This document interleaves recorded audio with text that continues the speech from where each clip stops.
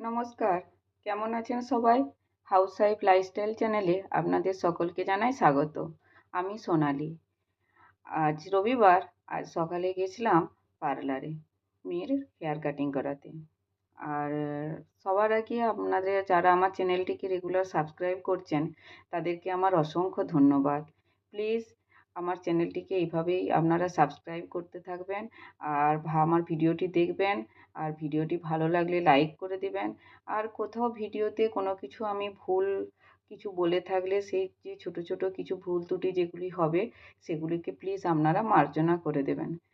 আর এজন্যই বলছি ভুল ত্রুটি হবে, কেননা দেখুন আমরা যখনই কোনো একটা ছোটো কাজ করতে যাই না, কাজ করার আরে এটা তো কাজটা করা কোনো ইজি মানে কোনো ব্যাপারই না, আমরা খুবই ইজিলি করতে পারবো। বাট কোনো কিছু একটা কাজ যখন করতে হয় না, সেই কাজটা যখন আপনি শুরু করবেন, কাজটাতে যখন আমি ভিডিওটা এডিট করতে বসি মনে হয় এইগুলোই তো বলবো, কিছু ব্যাপারই না। কিন্তু যখন বলতে শুরু করি না মনে হয় আরে এইটা বলা হলো না, এটা বলতে এটা ভুলে গেলাম, মানে একটা যেন মনের মধ্যে একটা যেন ভয় চলে আসে। হয়তো শুরুতে প্রথম এই ধরনের করছি তো তাই ভয়টা লাগে। হয় না যে এখন বাচ্চারা স্টেজে কিছু পারফরম্যান্স করে কিছু বলতে গিয়ে ভুলে যায়। আমরা বলি, "তুই এইটুকু জিনিসটা বলতে পারলি না, এই ২ টো লাইন বলতে পারলি না, এটা তো কিছুই নয়, এই রাইমসটা তুই বলতে পারলি না।" বাট ওটা আমাদের সকলের ক্ষেত্রেই হয়।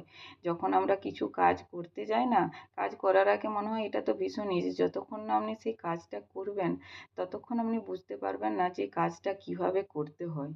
তো যত ছোট কাজই হোক, কোনো কাজই হোক, মানে সেটা কাজটার পিছনে না মানে যে কিছু না কিছু পরিশ্রম তো থাকতেই হয়। নইলে সেই কাজটা করা যায় না। আর যারা আমরা এই যে ভিডিওগুলি আ দেখি মনে হয় এই ৪ মিনিটের ৫ মিনিটের ভিডিও দেখছি, এটাতে কি এমন ব্যাপার কিছু বলার নেই, কিছু নেই। বাট কোনো কিছু একটা ভিডিও বানানো, সেটার মধ্যে ব্লগ বানিয়ে সেটার মধ্যে কিছু বলা, সেটা সত্যি একটা খুবই যারা করেন আমি মানে বলব তার মধ্যে অনেক কিছু শেখার আছে। তো এই আর কি আজকে বলবেন আজকে দেখুন তো আজকে পুটুর হেয়ার স্টাইলটা কেমন লাগছে? ওর চুলটা অনেকটাই বড় হয়ে গেছিলো, কোমর পর্যন্ত পেরিয়ে গেছিলো, তাই একটু চুলটা কাটিয়ে ফেললাম। তো দিয়ে বাড়ি চলে এসেছি। আর ওর বাবা একটু পরে আসবে, কেননা ওরও একটু হেয়ার কাটিং করাবে আর একটা ক্লিন আপ করাবে। আর বাড়িতে এসে আজকে সেরকম কিছু রান্না করছি না, একটু চিকেন রান্না করব আর একটু করলা আলু বেগুনের চচ্চড়ি। কালকে ভেন্ডি বাটির একটু রয়ে গেছে, কালকে মাছ রান্না করেছিলাম, তো সেই ভেন্ডি বাটি একটু আছে। আজকে এগুলো দিয়েই আমাদের লাঞ্চ হয়ে যাবে দুপুরে। হয়ে গেছে অনেকটা দেরিও হয়ে গেছে। প্রায় 12:30 1টা বেজে গেছে। একটু দেরি হয় কোনো অসুবিধা নেই। তো রান্না প্রায় হয়ে আসছে। একটা ইয়েতে ভাত বসিয়ে দিয়েছি আর চিকেনটাও হয়ে আসছে। তো এরপর চিকেনটা আজকে বেশি ঝোল করব না। একটু চিকেনটা কষা করে নেব।